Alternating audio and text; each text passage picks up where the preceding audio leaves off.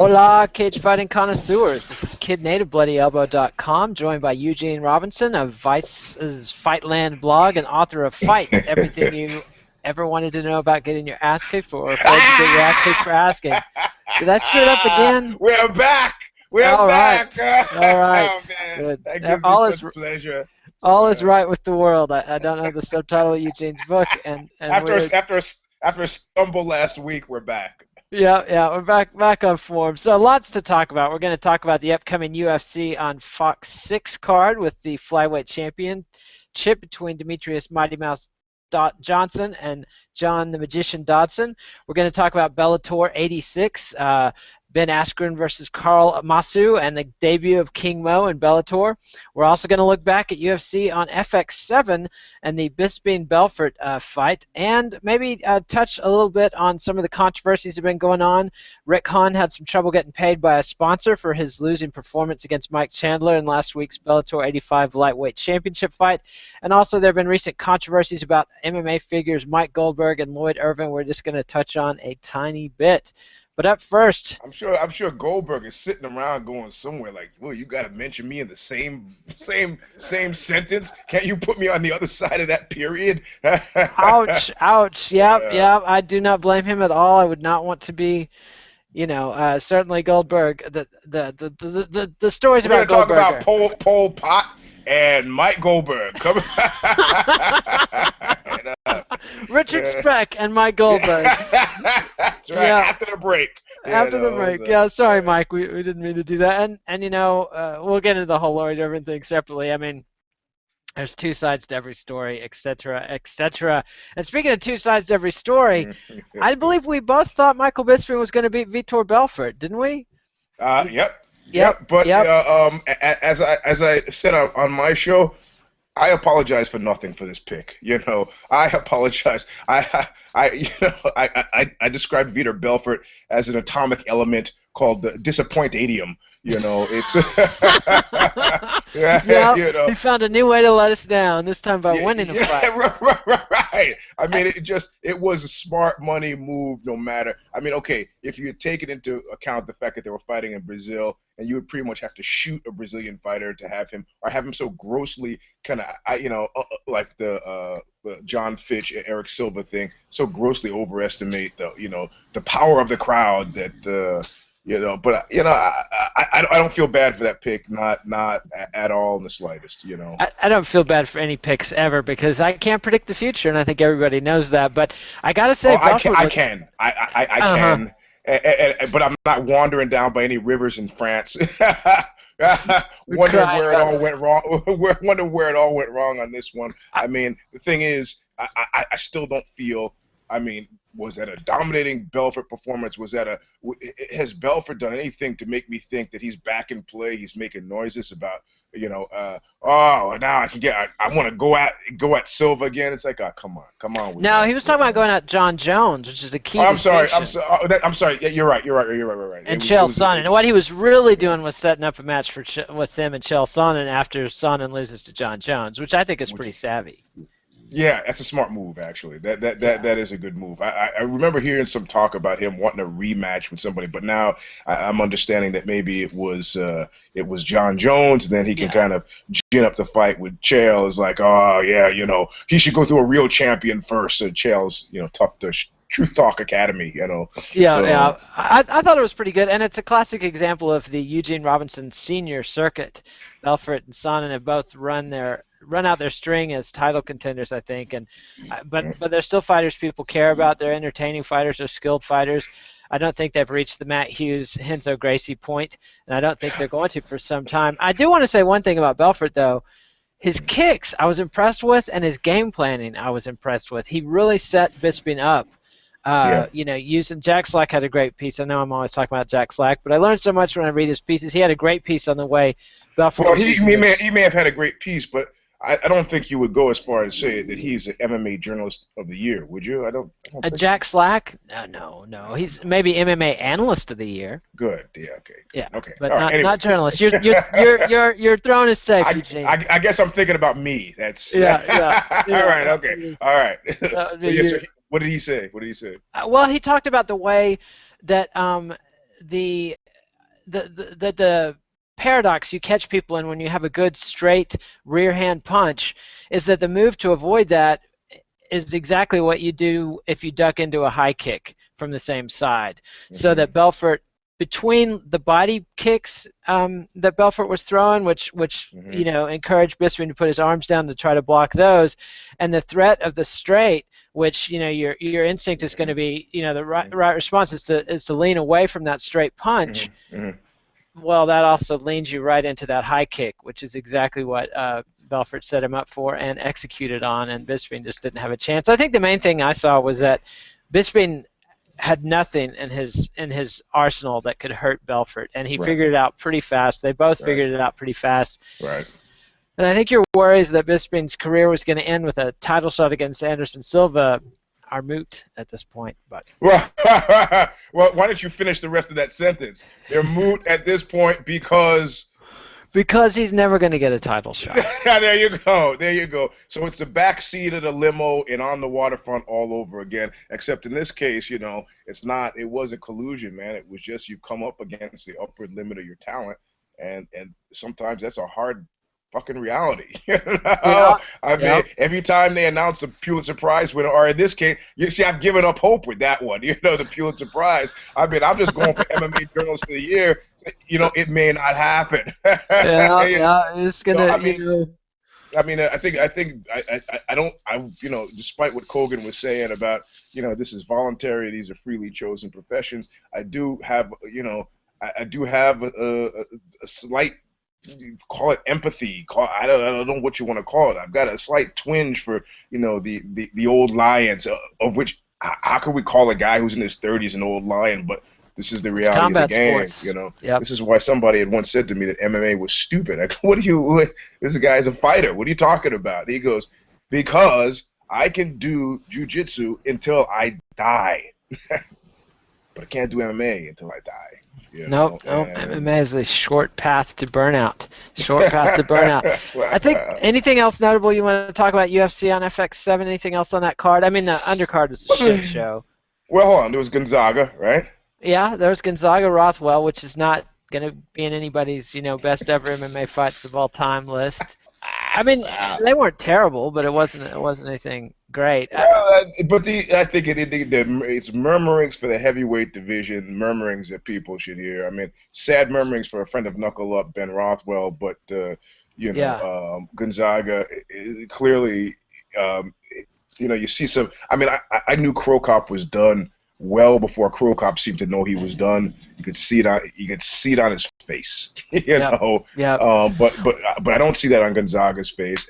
I No. also don't see him making any serious dents in the heavyweights, but he still believes he's there, and belief, can sometimes get you hurt. But Yeah, that's yeah. what we're I paying think for. Gonzaga has a couple more years as a totally reputable gatekeeper.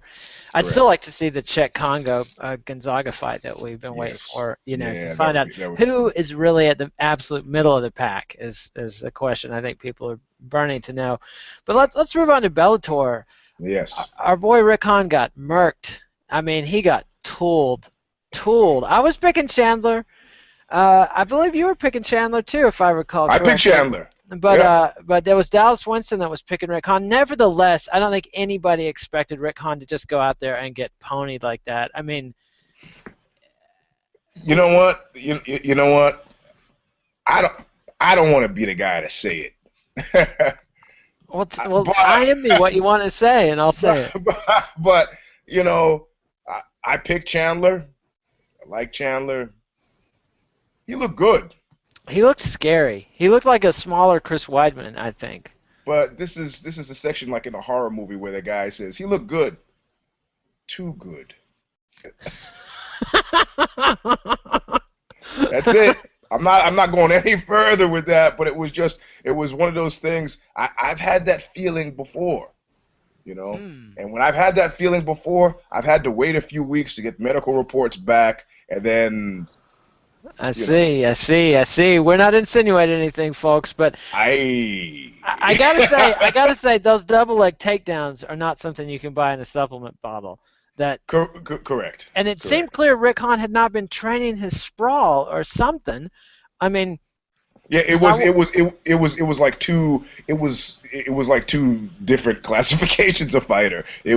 It was pretty it would suck to be Rick Hahn, Yeah. but Chandler, I mean, which raises anytime you have a performance like that in Bellator, it raises for me the uncomfortable specter of, well, I mean, uncomfortable. It's a, we're talking real politics. It's not uncomfortable. It raises the specter of, oh, somebody, like when I saw Gegard Mousasi fight for the first time in Strikeforce, I was like, oh God, because it's just a matter of time before the guys make the jump. Yep. Yep. Chandler has UFC material written all over Yeah, him. yeah. So at this point, it's a matter of time. I don't know if Rebney has reconciled himself. Well, I guess by the Alvarez case, I guess maybe he's not reconciled himself to being. I'm not just a feeder industry for the I, UFC, I but don't think he sees himself that way at all, and I think that lawsuit is less about Eddie Alvarez than it is about the yep, UFC's locker room bonuses yeah, and the right, and the right, pay-per-view percentages, and him right, trying to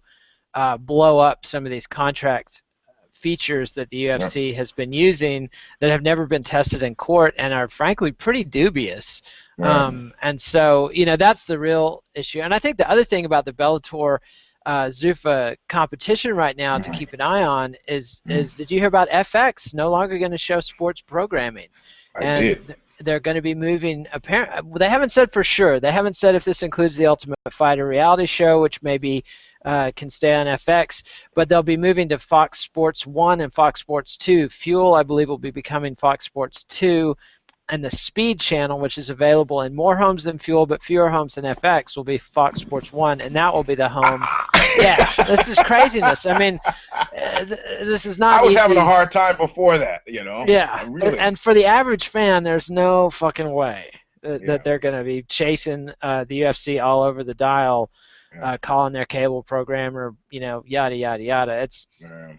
it's it's uh it's going to put Spike and Bellator in a good competitive position. I mean, they had very strong ratings for the first one, almost a million people, 938,000 people watched That's it. right. That's right. However, the numbers went down over the course of the show, Yeah, and their demos weren't that great. yeah.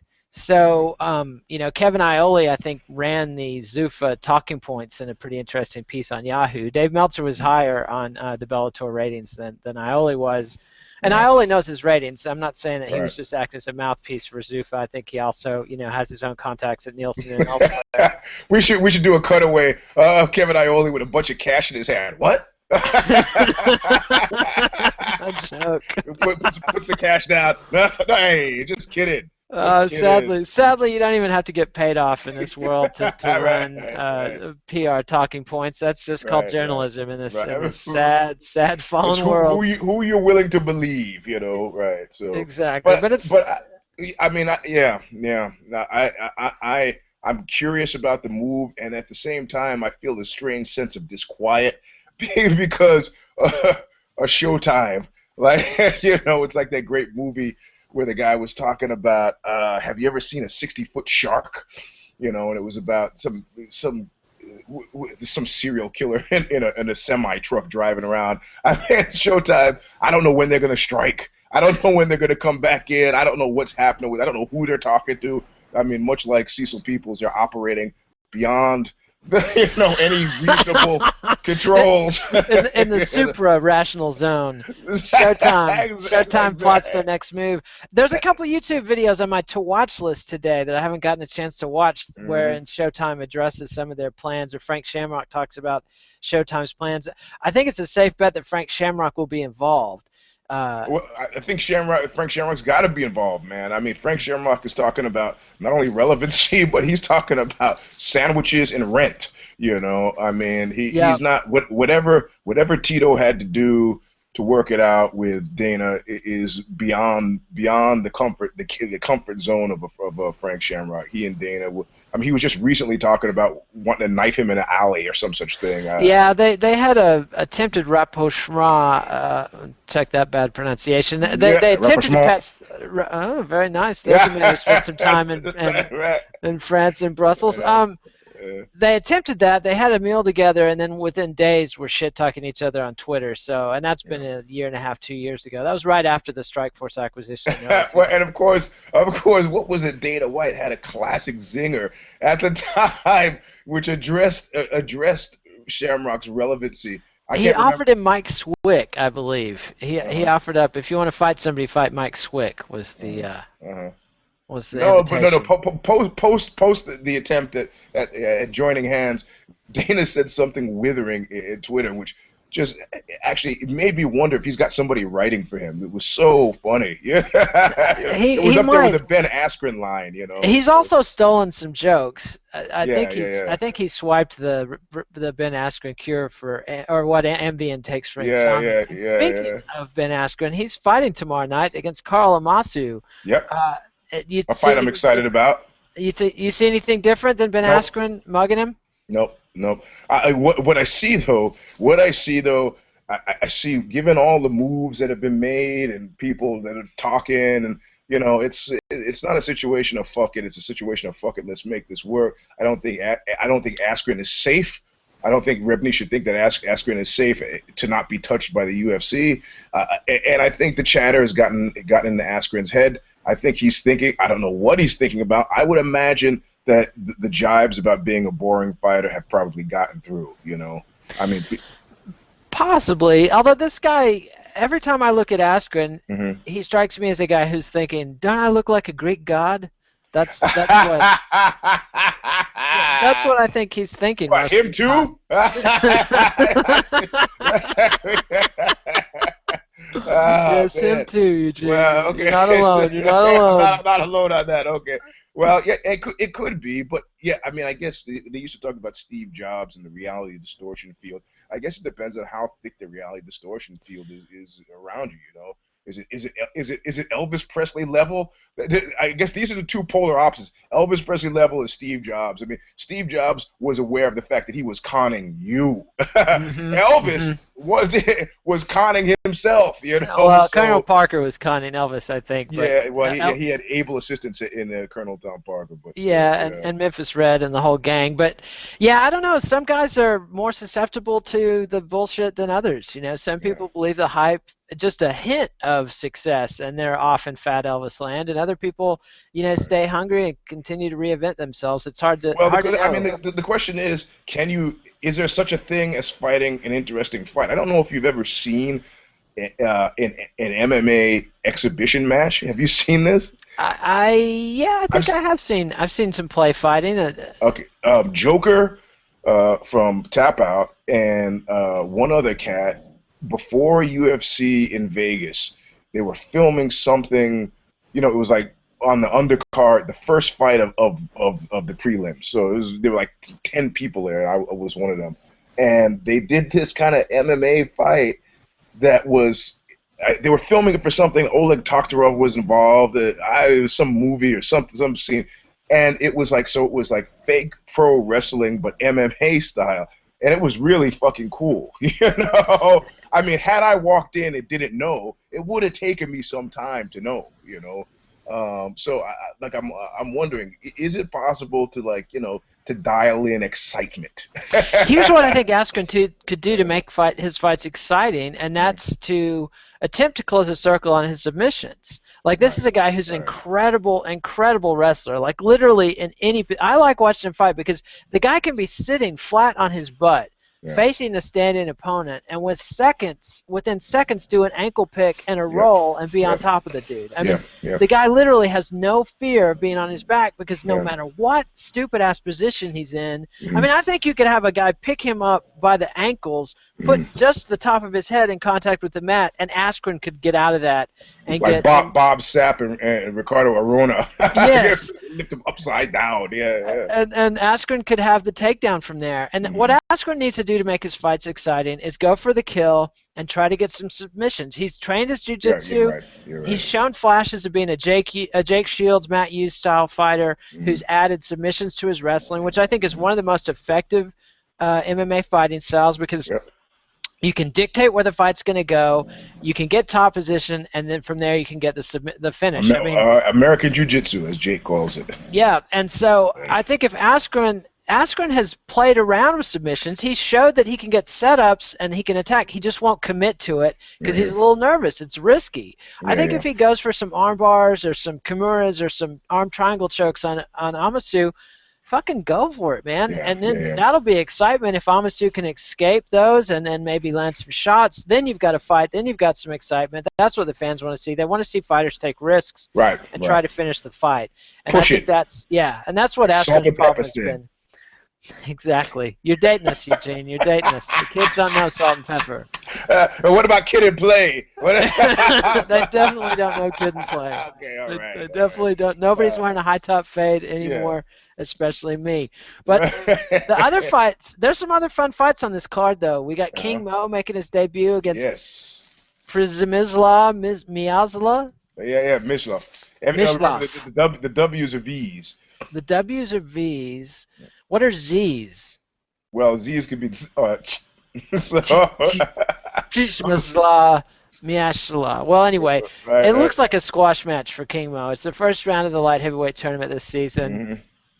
No reason to think this is. Well, what I'm thinking about that nobody's thinking. I'm sure nobody's thinking about this, but I'm thinking, and it's gonna happen. As sure as I'm sitting here in this brown chair, it's gonna happen. You remember that some cell phone video of Rampage and King Mo getting into it in the back of a van? Oh, yeah. In the back of a van. For like 30 minutes. Yeah, they're at each other. And this is, suddenly you have a solution for a problem. Rampage is leaving the UFC. Mm-hmm. However, wants to continue fighting. Rebny is looking for any cudgel he can use against the UFC.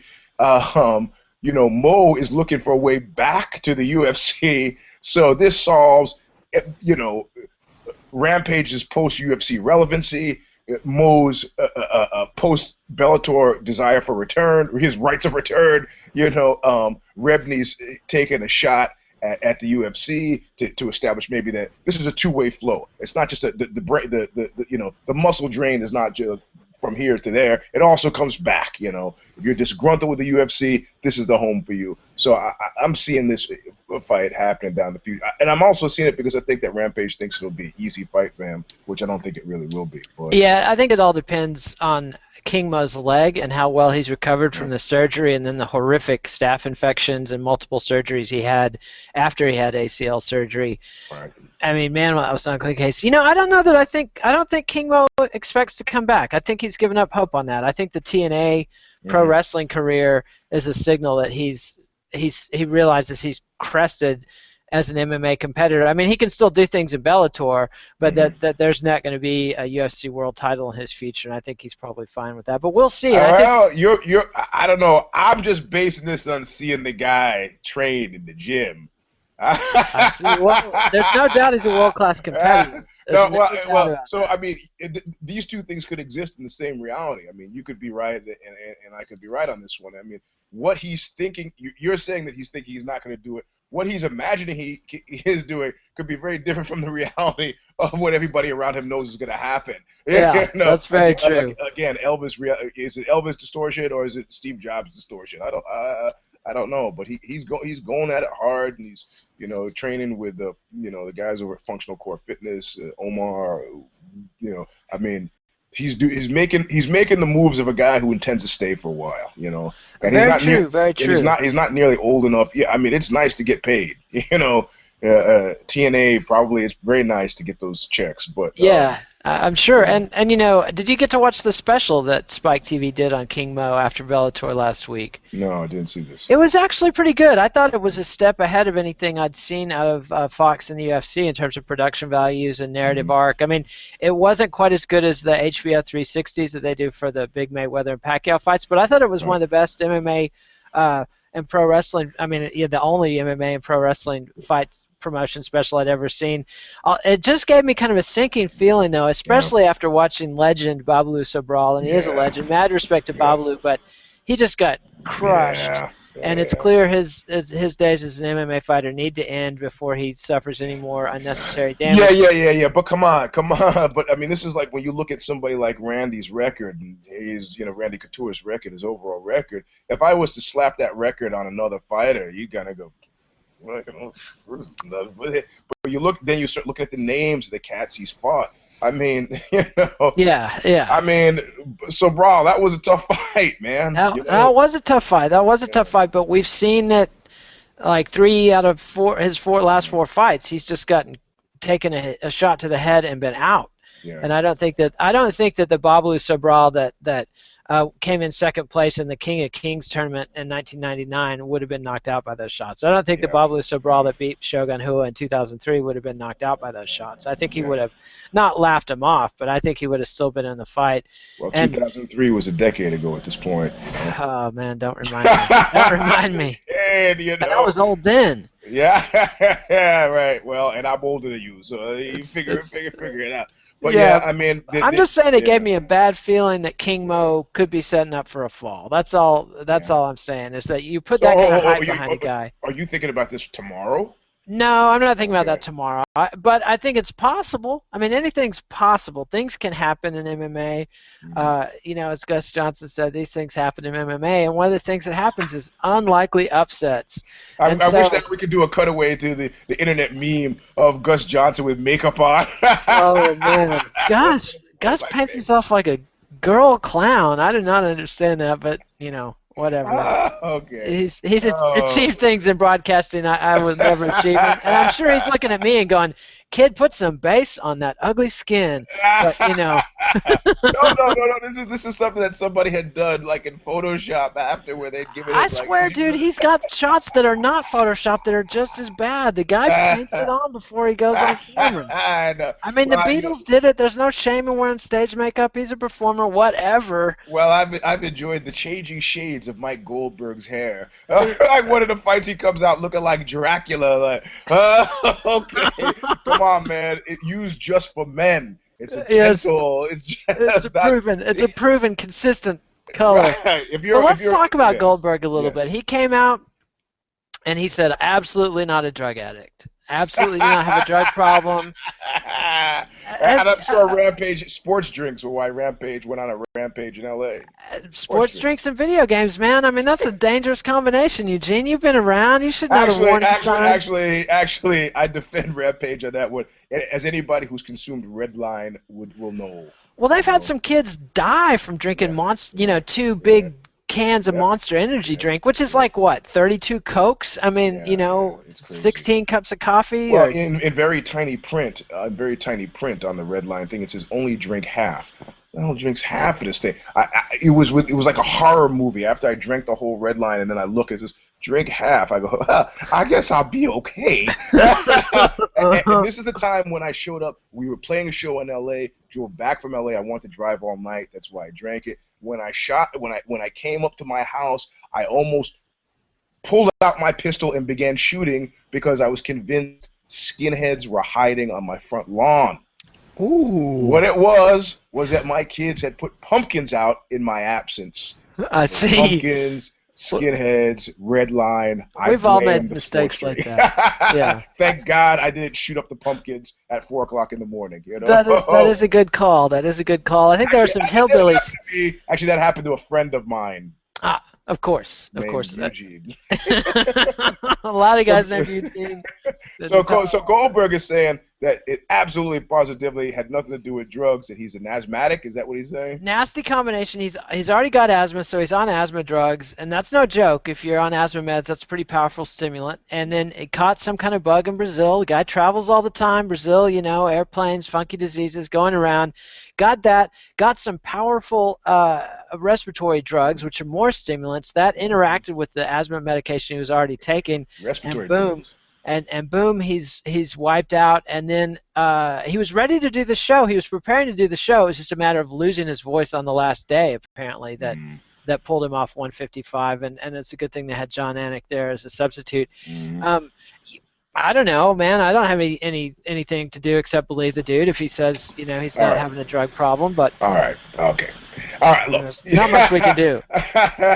Yeah, it is the accretion of excuse that I find baffling. It's like a Iran Contra gate. Oh, okay, and Eugene Hassenfuss. You know, I Oliver North mean, is a patriot, Eugene. Let's yeah. speak no more of it. Okay. In Texas, he was a patriot. Well, at any place but Austin, in Texas, he was a patriot. But Yeah, kids in my small town were holding up big signs really, celebrating Oliver North the day after he testified on the roadside. It was appalling, terrifying. you know, yeah, it's terrifying. But I hope those kids are around sometime if I have to offer testimony for some sort of crime I've been unjustly accused of. They hold the sign up, let Eugene free. Yeah, no, But they're gonna be with the lynch mob, Eugene. You're black. These guys. yeah, right. This is Texas. Yeah, no, we're not getting away with that. Yeah, no, The let's not have South any will rise illusions. again. Anyway, Yeah. I think you're right. There's no way anything else is wild speculation and so forth. But I mean, it did for a moment in time cause the light to shine on the fact that there's no such thing as lifetime employment, and No. these guys are all kind of down with the team and they're friends, but there's at some point stuff happens. I mean, there's stuff that could happen that we're not even ready. I mean, can you imagine? Can you imagine actually the UFC without Bruce Buffer? It's very difficult to imagine, although I can remember it. And I always liked Michael Buffer. I Yeah, liked Let's Get yeah, Ready to Rumble yeah. personally. I'd like to Which see him back. which But at which this point, which they've trademarked, I guess. yeah, Yeah, that's why yeah, Bruce couldn't use it. And Bruce yeah. manages Michael's career, or did at least at that point. But Oh, anyway, yeah, I would not want to see anything change as far as Buffer. And it was disconcerting to me to see Anik and Joe Rogan because, yeah, and we talked about this a little bit before, I think Anik is just a mellower, or more of a low-key announcer, and Rogan is ramped up and loud and hmm doing play-by-play and color commentary. So right. Anik, I think, had a hard time finding his footing, and it'll be good to see Goldberg back in there. But Well, yeah, also, I mean, Goldberg is like the crazy uncle, Yeah, you got to have one of those guys who's up there like, what did he just say? Yeah, and I got to go back to being able to drink when he says, "Lovely Brittany." absolutely. See if I can stay sober for the first 3 fights. Yeah, I pretty You much know? think anybody that shits on Goldberg is pretty much a Right, humorless dweeb. I mean, right, Goldberg is part of the fun to me. I don't think he's right, hurting the broadcast. He's getting right, he's getting the sponsor plugs in there. He pronounces the names mostly right, which is right. certainly more than I can Not say like it. not like NPR. No. Do you know NPR does this weird thing? I grew up in New York, and somebody said, "Hey, what is that building called?" I go, "That's Carnegie Hall." What is it with the NPR and it's Carnegie? Suddenly, Carnegie. and they do that consistently with words that don't even. And I'm like, that's not how you pronounce that. That's how. Well, they're trying to put across the "we are smarter than you are" vibe Well, no, with it's the an I Carnegie. think it's an experiment. Like Uh, if I start just to pronouncing your see what name Nate, and you would say Nate, I say Nate. You say Nate, I say Nate, and then you start saying Nate. Nate is pretty. You got some powerful repetition is one of the most powerful persuasive memes out there. Right, correct. It's so. I don't Nate. know. I don't know. But Goldberg, I don't think is doing any kind of NPR level evil No, word no, no, manipulation. no, He's no, just no, he's no. just getting through the fights one card at a and, time. and, and as I said before, having done it for Federico Lapenda at the WBC in Russia, it's a tough job. Tougher than you would think. Oh Anybody yeah. sitting at home, forget it. Because if you're a real fight fan, you're sitting there watching the fight. Yeah. You forget you got to keep up the Can't steady have dead stream of air. batter. You can't have dead air, and then you got to jump up from the table and get on and interview the guys from what you do. I mean, it's tough. Both he and Rogan deserve every nickel they get. So Yeah, there's a good Joe Rogan podcast I saw yesterday that and now I'm blanking on the dude's name. The Bellator announcer, the one that used to be a fighter, the short guy. yeah, Anyway, the bald guy kid. yeah, Yeah, yeah. Jimmy something. Jimmy Smith. Yeah, Jimmy Smith. Yeah, yeah, Yeah, they yeah. they had a good talk, and it was interesting. They were talking about how there's basically 5 guys in the world that do MMA play-by-play. hmm But there's more like 10, and they hmm broadened it out. But it's a pretty elite little club, and not a lot of guys doing it. And mad respect to Goldberg. He's strictly just on stamina, on doing this shit for a decade with all the travel and everything. I have to give him mad props and best wishes with his health and everything. And I'm happy to hear he doesn't have a drug problem Yep. personally. Even though the whole Jeff Blatnick thing, but that's another story. So. Yeah, they did dedicate the UFC 155 to Blatnick's memory, and it wasn't nice. Goldberg's fault that they fired Jeff Blatnick to bring him in. That wasn't his decision. I mean, you can't. You're hating the player, not the game. No, I'm not blaming Goldberg for that. He was just Are you making popcorn over there? Are you rifling through a? No, I got a plastic bag that. I see. Quit crumpling it up into your microphone. I'm sorry. It was right next to the microphone. That's why I wanted to move it. So I see. Well, that's a good call. That's just decisive action, though. And that is a dog snoring again. I had the door open because I felt bad. So I see. Well, he's a cute little dog. So let's look at UFC on. Yes. Yeah, he is a cute big dog. Let's look at UFC on Fox 6 though. It's coming up this Saturday. Mm-hmm. We got the flyweight headliner, which I think is an interesting experiment to see if the mainstream audiences go for the tiny 125 pounders. I mean, Demetrius Johnson, 5'3". John Dodson's lucky to be if he's 5'3". He's listed at 5'3", but I think I've met the dude. I think he's more like 5'2". This is a little dude. I mean, that dog is in full effect now. Yeah, I know he will.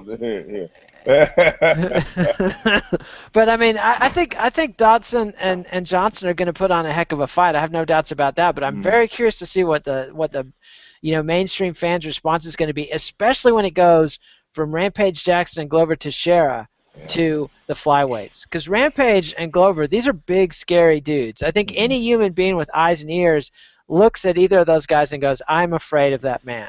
I mean, that's the only sane response to seeing somebody like Rampage or Teixeira is to say, this is a physically formidable specimen, and they look like they've got ill intent. Right.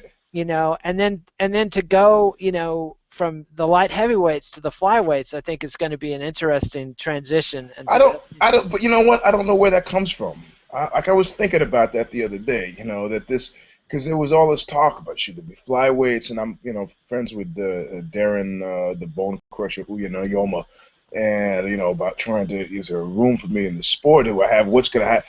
And I mean, I'm not sure that's been really tested.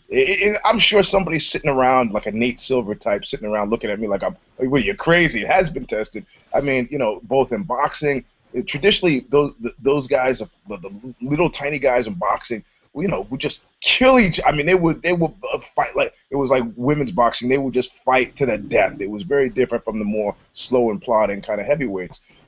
Capable. So the idea that I think what you're saying is, when people look at flyweights, they're like, I could take that guy. Yeah, my girlfriend could beat that guy up. That's what.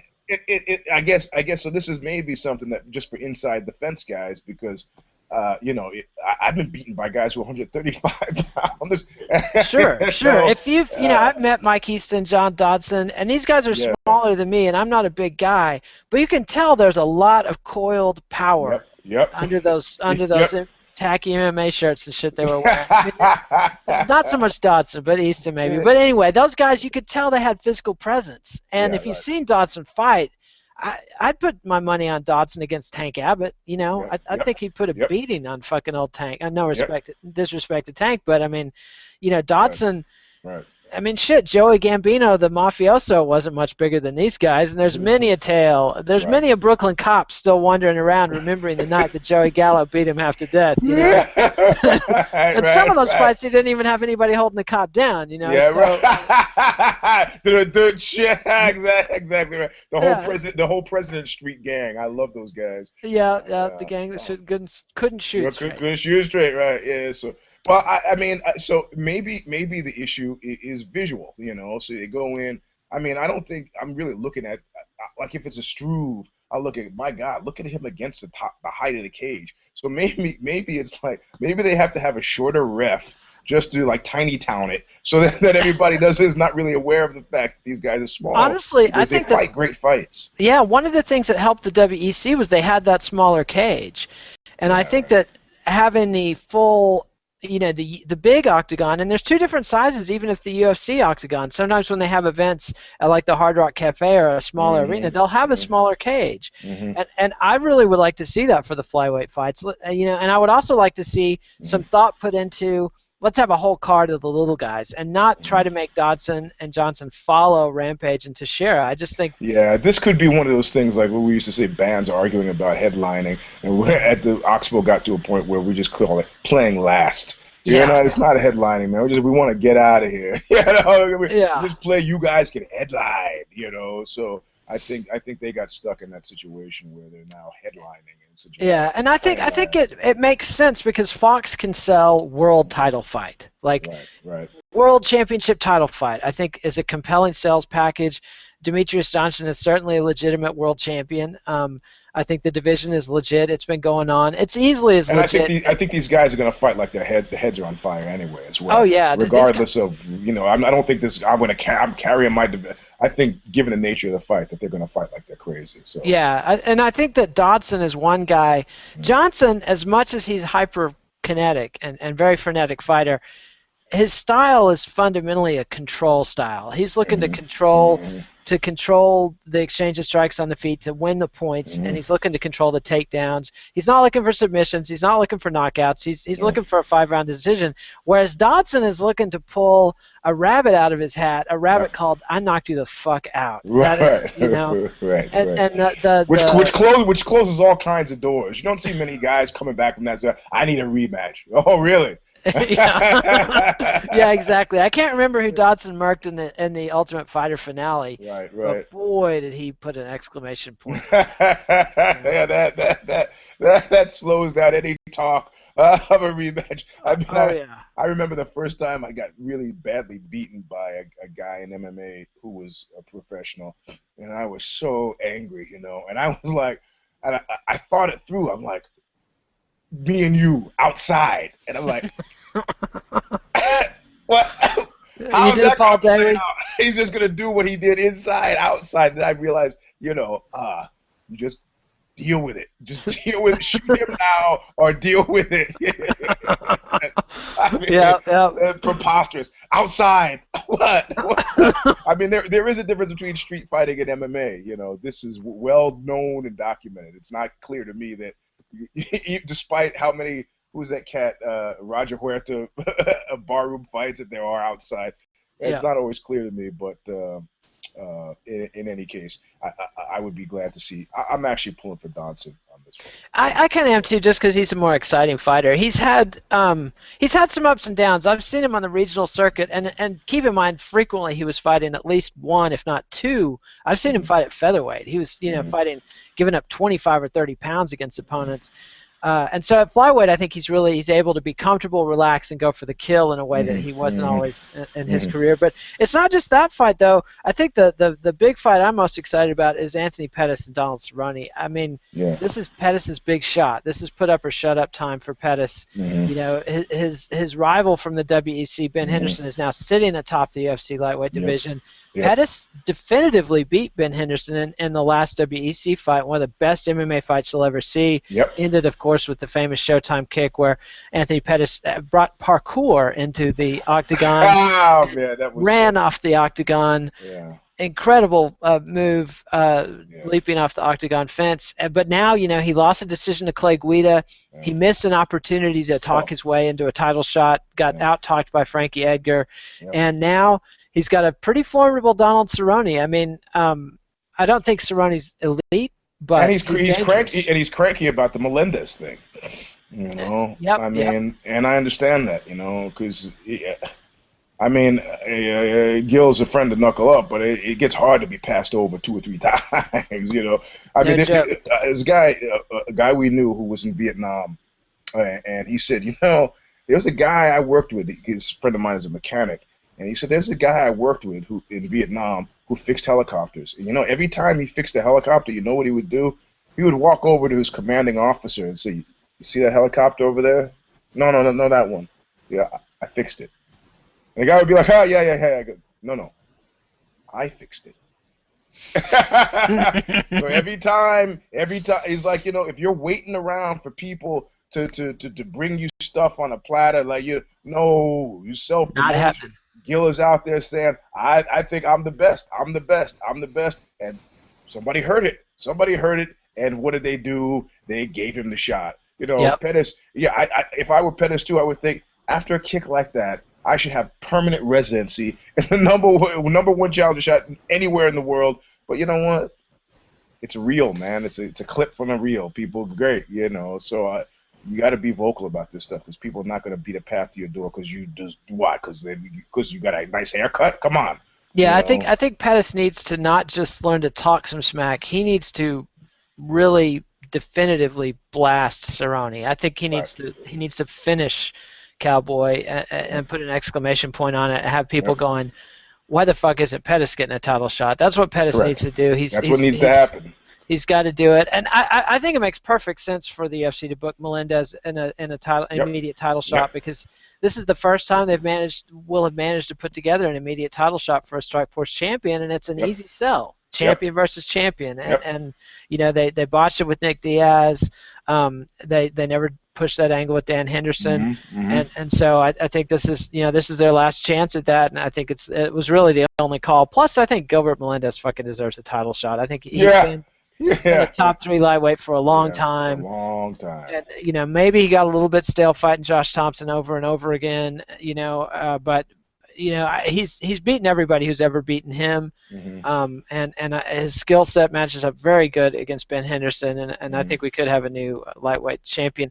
That's the only other thing fight-wise, but now there's one other ugly situation. We alluded to it earlier, but I'm not going to drag Mike Goldberg into it again.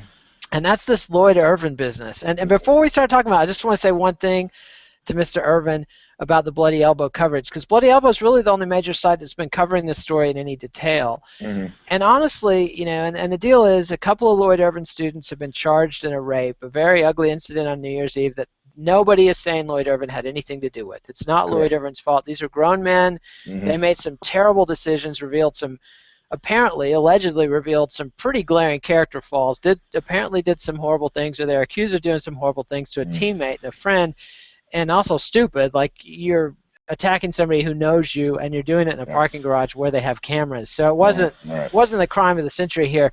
Alcohol was involved. A lot of alcohol was apparently involved.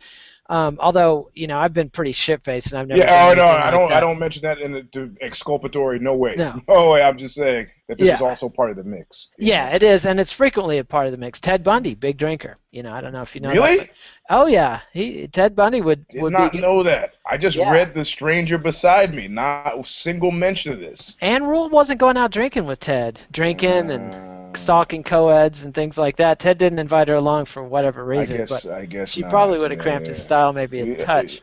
Yeah, he'd had to kill her first. Exactly. Right. She wasn't his type. Ann Rule, that's right. Yeah, but a good book, scary book. I love the part at the end when. Well, it's not scary. It's one of those books that I file under because he was white. I mean, look, there's so many. There's a guy who was on death row in California, and they rearrested him for killing his mother. I go, whoa. Did he kill her in the waiting room? Did he kill her? No, he was out. They let him out. How do you let somebody off a death row? Well, I said, okay, so I start looking because I want to see if he's white. And as luck would have it, he's white. Okay, well, maybe what he was on death row for was, he's accidental. The guy kidnapped, raped, and shot 2 teenagers. I mean, this is a guy who should never have gotten off a death row, and so he gets out, kills his mother. It's like, come on, man. Ted Bundy. There was a report of a guy named Ted who drove a white BW who's got brown hair who kidnapped 2 girls at the lake this weekend. Isn't that funny, Ted?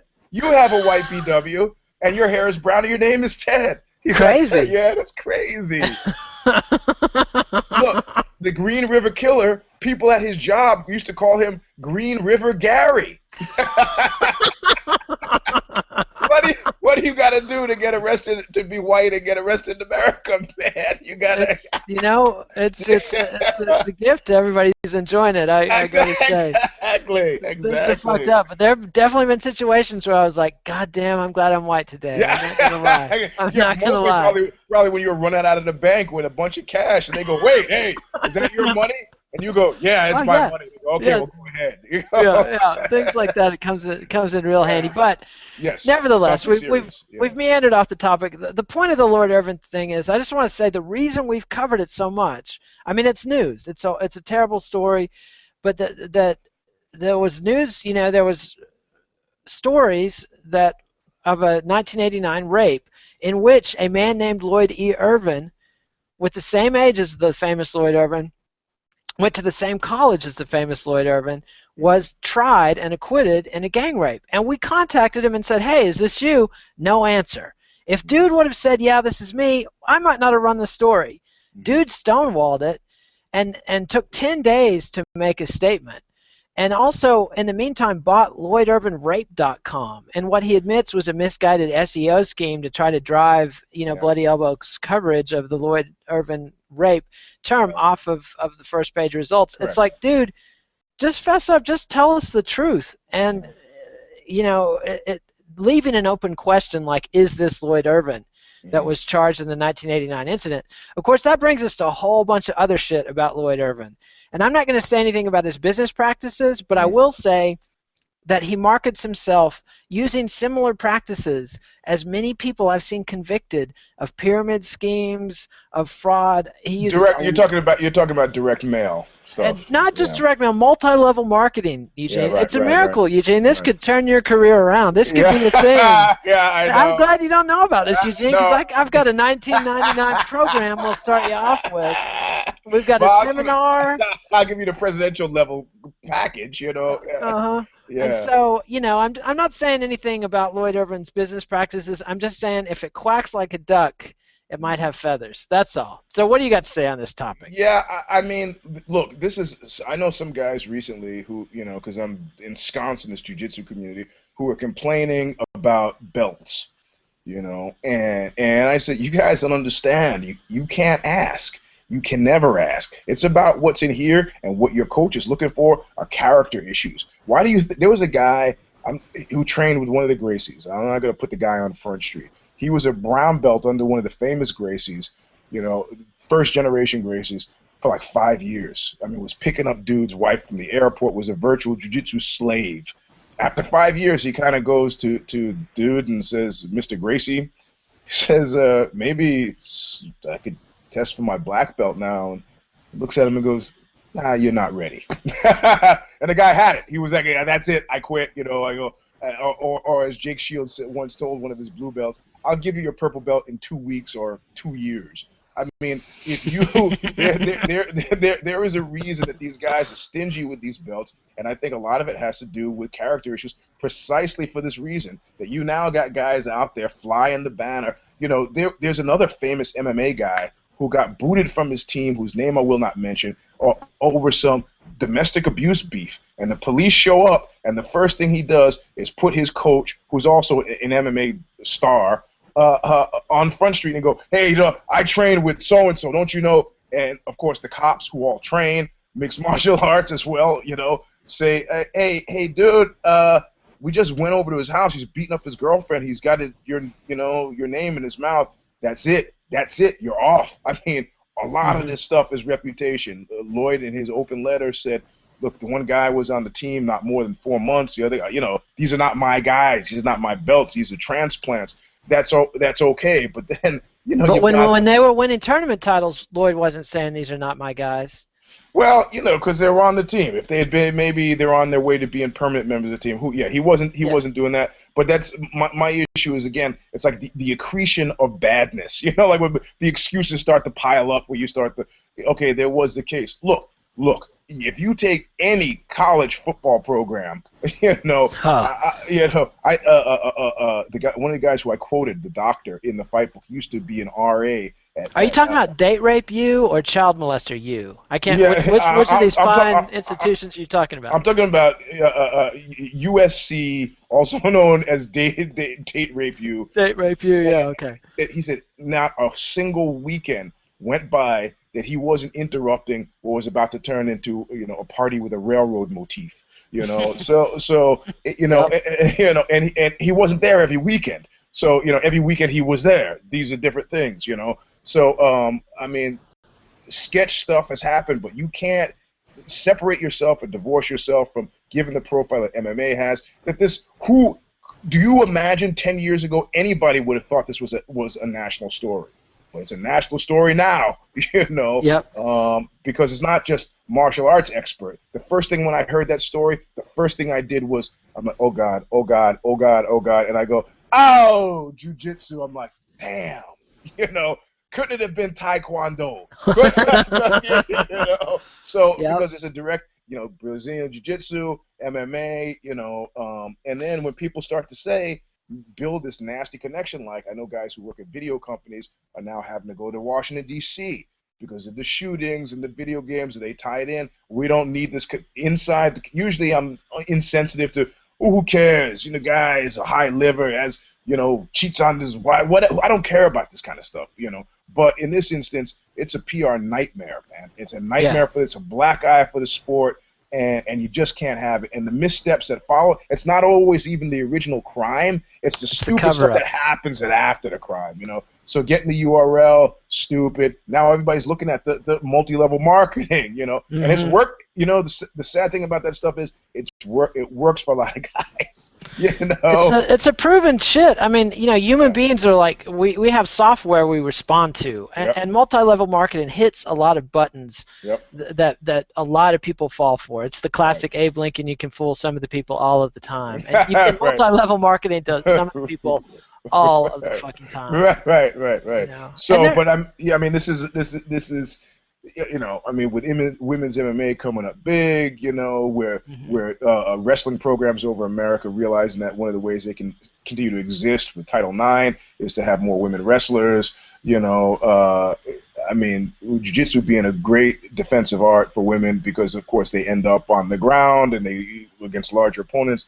It's just a drag, and the steps that followed were equally a drag. The open letter that he just sent out was not, I'm not going to say too little too late, but I just, at that point, the first call you need to make is to somebody spend the money on somebody who's a PR crisis manager, because you don't put that thing in there in the same with the talking about the past rape, and to me, I really took it to heart. Whatever happened, based on his illusions, it seems like he was in attendance when something happened. But you know what? To me, that almost holds less water than for the guys who were the perpetrators sometimes, For sure. And it was 20 plus years ago, 23, 24 years ago. But here's the deal. He was acquitted in an incident in which I think 3, maybe 4 other guys were convicted. So a crime happened, and he was acquitted. And it's an ugly case, and he clearly made mistakes. What did you find out with the case? Because I haven't. I've read what he referred to it. From the coverage at the time in the Newport News media, and it happened in Newport News, Virginia, there were multiple trials. Irvin and a guy, Gatling, I believe was his name, who they were tried first. And Gatling was convicted of sodomy. Irving was acquitted based on his claim of impotence, all right? Like, nobody argued that Lloyd wasn't there. Nobody argued that Lloyd egged it on or let it continue. Nobody said Lloyd was trying to stop this. Everybody says they were holding the girl down, Lloyd got on top of her, and the question was, did Lloyd penetrate her or not? This is ugly shit. Yeah, okay? I didn't realize. I assumed based on his writing of it that he was a passive, like he was one of the guys who happened to be in the room. Shit starts to jump off, and he's like, "What do I do? What do I do?" A morally questionable situation. I didn't realize he attempted and couldn't. So that's at least what the newspaper said based on the trial testimony. I have not read that the trial stuff is closed. We've contacted the Newport News police, the Newport News courts. They have limited records from that long ago. We haven't gone to the courthouse and gotten into the files. So I want to say, for the record, I'm just going off the newspaper reports I've read. I'm not personally saying that I know this. This is just from the reports I read. However, it does not look good for Irvin. And it's the kind of thing, I did crisis communications for 15 years at a pretty high level. Worked for Firestone, worked for some of those day trading companies when they had shootings in their offices, and I got to see some real ace professionals in that field. And one thing I learned is your instincts, if you're the subject of a PR disaster, are always wrong. Everybody's Correct. instinct is to just duck and cover and shut the fuck up and Right. hide Right. when a PR crisis expert will tell you, no, you need Total to get out disclosure. there and get the shit out there and get Get it in out there front of it. fast. Yep. Get in front of it. And You Irvin, gotta Petraeus it. General Petraeus it. You know. yeah, and I think the thing is that the 89 case is so ugly, and the facts of that case are so bad for Irvin, even though he was acquitted. Yeah. Even though he was acquitted, other guys were convicted. Other guys got on the stand and said Irvin did penetrate her. The victim said Irvin did penetrate her. So the facts are ugly, and based on the I got acquitted because I was impotent. In no world is that good PR. Okay. I ran into the bank and my gun misfired. Yeah, I'm like the Don Knotts and Tim Conway of armed robbery here. That is never a good story, right? You know, if you're admitting the Apple fucking dumpling gang is cute to watch, but if you were like living with these guys, you would be happy they went to prison, right? Also the thing is that people say it, and I don't think they know how true it is.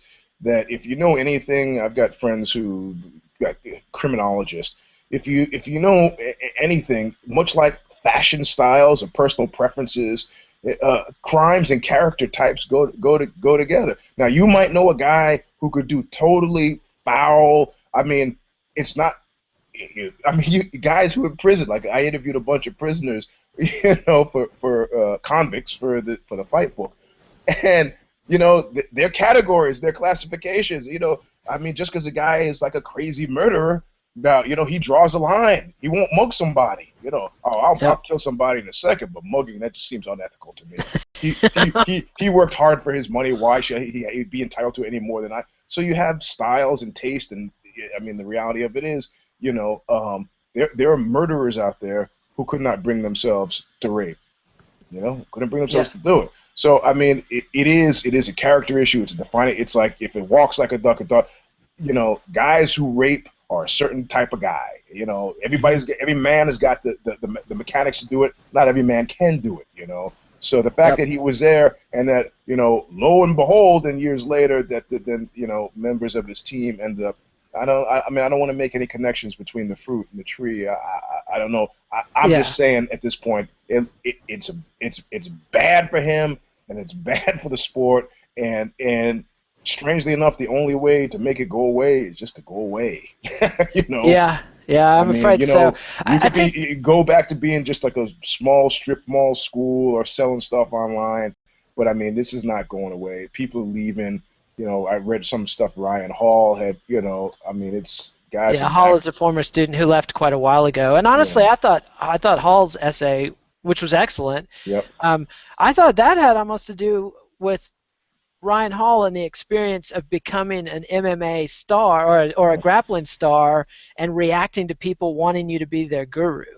Right. I thought it had as much to do with not only had he seen Lloyd Irvin in the guru position, but he'd been put in the guru position and was weirded out by the whole thing. It's weird. It is sort of weird. It seems like a weird experience. But the thing with Irvin, if you had that kind of skeleton in your past, you would have to build your whole brand around it and your redemption from it, you know? And he's hidden it and buried it because it is something to be ashamed of, honestly. But but you know, what is the chance? I mean, the world has changed so much in 20 years. You know, who would have thought?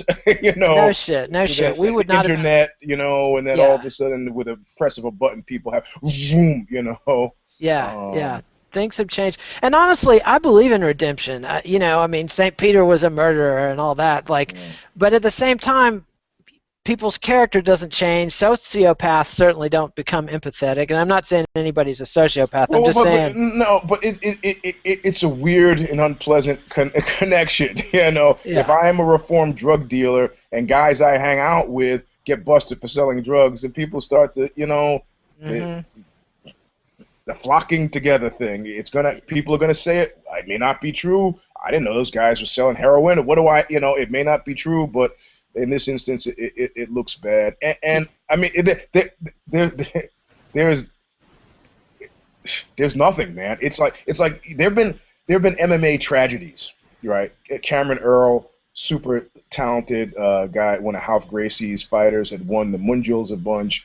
You know, had the Gracie Worlds, really super talented jiu-jitsu player, you know, is now in prison for 25 years for home invasion, you know, and a rape.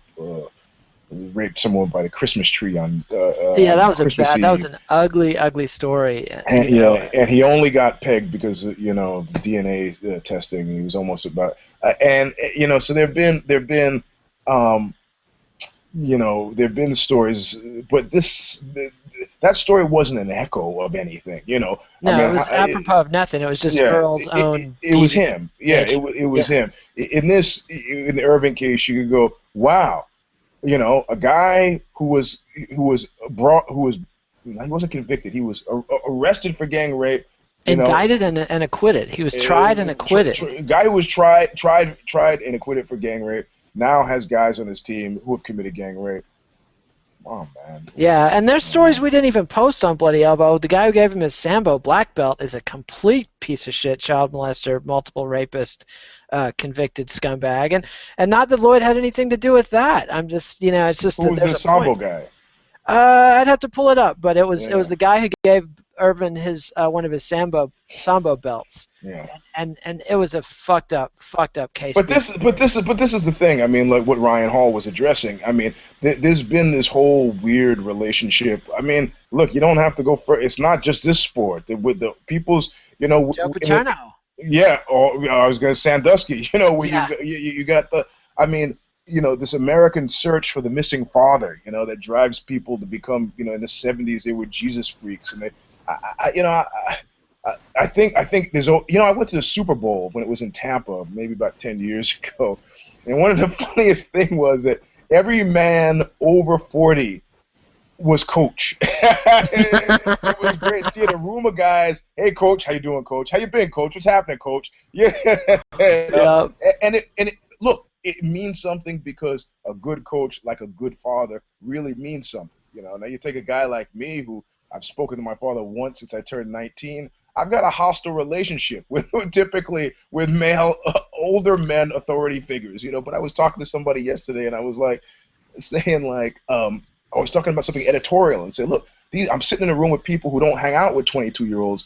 And I said, you know, the fact that I hang out with 22-year-olds is kind of creepy. I have older men who hang out with, but it's just because I'm fighting and they happen to be. It's not like I'm breaking bread with these guys, you know. Yeah. So, but the whole coach phenomena is weird, man. And a really good one, like I did that piece on Carlos Eduardo Hocha for Vice. That was a good piece. Yeah, I mean, a really good one, man. To yank this kid off the beach, you know, and can really make a difference. But a really bad one, and even a mediocre one, can just be horrible, you know.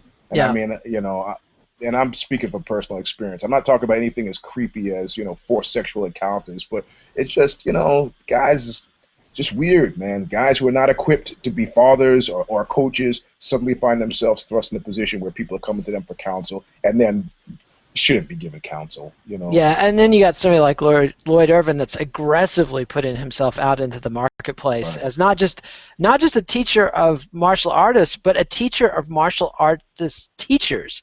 This guy wants to be a coach to coaches and a mentor to mentors, Right. and you know, this blows a big hole in his whole business model and his whole life. And you know, well, it doesn't actually blow a hole in his business model. It blows a hole in him as central to that business model. Yeah, you know? yeah. The business model, sadly, multi-level marketing will continue. All these guys who have picked up on his shtick are probably still making money, and justifiably so. I've learned stuff from these videos. Yeah, multi-level I'm not paid marketing. for it, You know, there's some valid techniques that they teach in that shit, and you know, and there's also a lot of easily repeatable ways to rip people off in that shit. And that's why, you know, as soon as I see paid seminar and all that shit, I'm long gone. This was some Matt Fury actually offered me. He was going to give me a special price on an editorial seminar, $6,000. Well, that's pretty generous. What do they usually go for? 6,500, 6,700? I mean, yeah. Anyway, one last thing I want to say about Lloyd Irvin.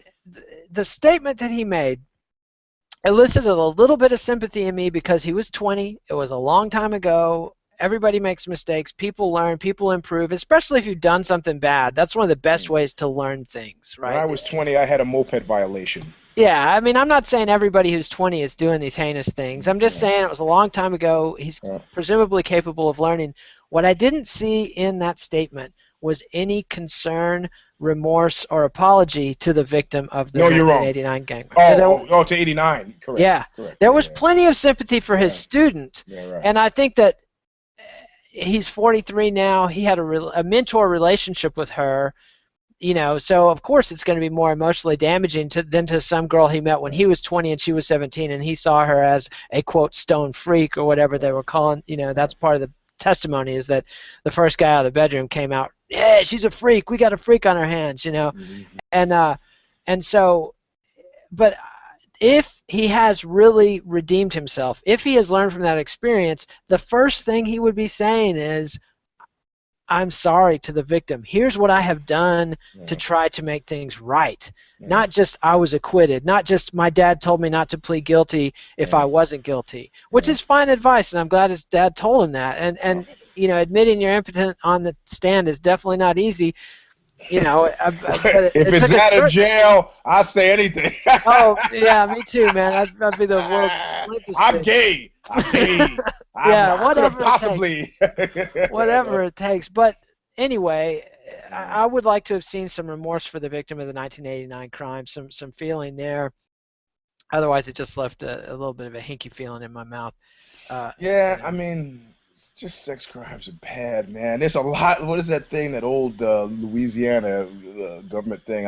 I'm be okay as long as I'm not found with a dead girl or a live boy. I mean, Yep. anything because sexuality is driven by compulsion, and it's not like you arrest a guy like Ted Bundy. What do you think he's doing in prison? What do you think he's thinking about? you Ted know? Bundy, supposedly Ted Bundy was the mayor of his cell block, and if you were on death row in Florida with Ted Bundy, your second meeting after you met with the guards and everything was to go to Ted's cell, and he would review your case file. Yep, And the thing with I Ted was he know was this. smarter than everybody in the cell block, and Yeah. supposedly, by all accounts, he was incredibly strong and obviously vicious. So he was Really? running. Yeah, Where did you there's get this? I read 2 books on Bundy. I didn't read any of this. Where'd you get this from? this when he was doing those Green River Killer interviews, when he was Ah, helping them right. solve the case, which mostly he was helping himself to the case file so he could look Yeah, at more pictures of right, dead women. But right, they were right. talking about him as the boss of the cell block. And then I think Ann Rule talks about the incident in the warehouse where he picked up a whole pallet and threw it across a room Yeah, at one I point and remember that. terrified everybody that was in the warehouse with him. So, Right. it was known as an imposing individual. But anyway, that's well off our topic, Right, and we've. right, right, right. And and we don't Lloyd Irvin. We don't have to put it. I mean, he No, did he's no Ted some. Bundy, Yeah, he's all right. Okay, and so but nevertheless, people show their spots, and people that do bad things. mm, My wife's a prosecutor, and she'll go on and on. Thieves are liars. That's just it goes right. hand in hand. And people that are rapey, yeah, they're kind of rapey. Yeah, well, that's what I'm saying. They're cast, and Yep. there's not a lot of. I mean, sometimes even if there's cross pollination, you get a murderer who rapes. Usually, their interest is in more in one than the other. The other Yep. like, well, I'm really a rapist, but then she start running away, so I had to kill her. So Yeah. I mean, it really is kind of.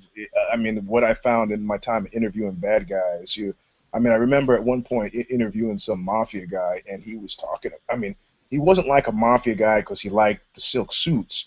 He was a hardcore thief. He just loved it. He loved it, And one of the stories they would tell me about this guy was this guy Louis who robbed. I love this story, man. He robbed a convenience store. Like goes in, clocks the guy behind the cash register, and yanks the cash register out. Yanks it out, right? And is running down the street. Sorry, is running down the street with the cash register under his arm, right? And people are like chasing him, and he's like running down next to the Passaic River. This is in Jersey. He jumps in the river With the cash register. with the cash register. So now he's swimming, side stroke one arm, makes it all the way across to the other side of the river, up the bank, off into the night. This guy, man, he now in that instance, this guy was not a hardcore thief. The story was being told to me by like a guy who was a hardcore thief, but That guy, his thing was drugs. Ah, And I need the money to get the drugs. He wasn't a thief. Otherwise, he would have done a better job of that. So yeah. he got the drugs, stayed in the hotel room, and when the drugs ran out, he came out of the hotel room and they arrested him. Ah, happy ending to every But that tale. was like the thieving Olympics, man. Running with the cash register, jumping in The felonious decathlon. One thing I do want to say before we close this up, yeah. and it's not MMA related, it has to do with Louisiana politics. Senator David Vitter is on the record. The whoremonger. He likes diapers. He likes to wear diapers while he's with prostitutes, and he got reelected. He got reelected, Eugene. Oh, he said this in a press conference? No, it came out in a trial of a prostitute or a madam. That her book said So Diaper Dave. He's a member of the Diaper Pail Club. The Diaper Pail Club, yes. And Bitter was a complete piece of work, and you're gonna, And he's still in the U.S. Senate. So anyway, the live boy, dead girl thing might no longer hold. Louisiana's got a lot to be proud of. Musically, that's not one of them. Cuisine-wise, yeah, but their politics and their just a lot of ugly, awful maybe shit. I should run for office in Louisiana. I might. Wrong color, Eugene. Nagin. Yeah, in New Orleans, but isn't he about to go to jail? Aren't they? I was actually really sad about that. As sad as I was shocked about Lance Armstrong, like I told you, I was actually. But you turned my head around on that one. Now I've become a hater. Because I don't like people who go back home and treat the folks back home like dirt. Yeah, he's not a good guy. Nagin, that's a whole nother episode. But I'd love it. But anyway, we've rambled on and on. We'll be back. You're gonna have a knuckle up for us today. I'll probably run tomorrow. I bet I'll run this one first, and then we'll run knuckle up, depending on your upload speed. We'll see. And then we'll be back this Saturday, of course. UFC on Fox 6 tomorrow night. Bellator 86, and then Eugene and I will be back next Wednesday to talk about it and another tete-a-tete. And hopefully we won't have so much crime and misdemeanors to discuss, and it'll be strictly. Actually, hold on. What date is next Wednesday? Next Wednesday is going to be February something. Let me pull up my calendar. I may be doing the show from Berlin. All right. I need to get serious about next Wednesday is the 30th. So I may be on I'll let you know offline. All right. So it might be Thursday, it might be Friday, but we'll be back with Eugene. And even if we miss a week, we'll be back the following. Yes. So, well, safe travels to Berlin, Eugene. And, all right. Stuka's over Berlin. That's what was the band? Stuka's over Disneyland. It's not the Weirdos, was it? It's the L.A. Early. I'm not giving a T-shirt. I had to give up a T-shirt because of some. The Dickies. The Dickies. Good for you. Thank you. You're welcome. You're welcome. All right, everybody. Remember to subscribe to MMA Nation, and you'll get all these things live. And we'll be back next week. All right, see you. Bye. See ya.